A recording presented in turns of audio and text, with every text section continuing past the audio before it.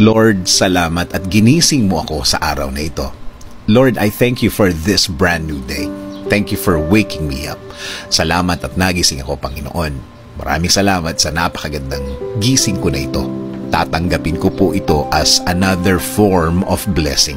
Humihingi po ako ng patawad, Lord, dahil minsan hindi ko nakikita ang kagandahan ng umaga at araw.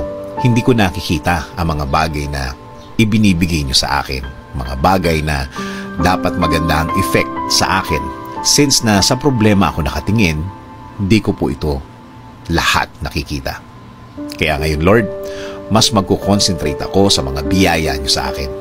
Mas ibubukas ko ang aking mga mata, ang aking puso, ang aking isip.